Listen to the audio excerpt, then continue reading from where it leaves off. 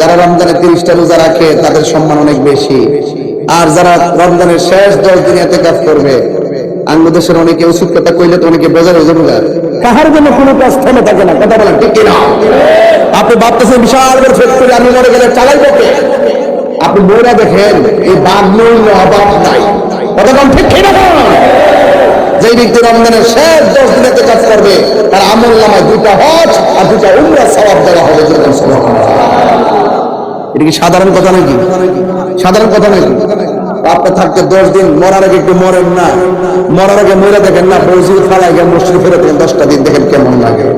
এই জন্য আমাদের রমজানে ইতিকাফ দরকার আছে না নাই? আরো বড় করে ইতিকাফ দরকার আছে না নাই? আপনারা যারা রমজানে রোজা রাখবেন, খবরদার তারাবির নামাজ 20 পরের নামাজের অনেক খোলাপান আছে। ইউটিউব মৌলবীদের ফান্দে পইরা, গুগল মুফতিদের ফান্দে পইরা 8 টাকা তারাবি করে, আবার মনে মনে 8 টাকা ফলে তো তাড়াতাড়িও একটু ফুরালাম, অসুবিধা কি? যত গুনাহ আছে হুজুর ফুরে যাইব, 8 টাকা ফুরে যায় ঘুমাই থাকে। এই কাজ করা যাবে? তারাবি কি 8 না 20? এই আওয়াজ না 8 না 20? বেতর কি 3 না 1? 3। আরে 3 না 1? 3। এই সমস্ত মৌলবীদের কথা আমরা শুনি নাই, শুনবো না। আমাদের হুজুররা আছে, আমাদের এই প্রিন্সিপাল হুজুররা যা আমাদেরকে শিখাইছেন, দরবারে বিশ্বাসীরা যা শিখাইছেন, এটার উপরে আমরা আসি, এর বাহিরে আমরা যাব।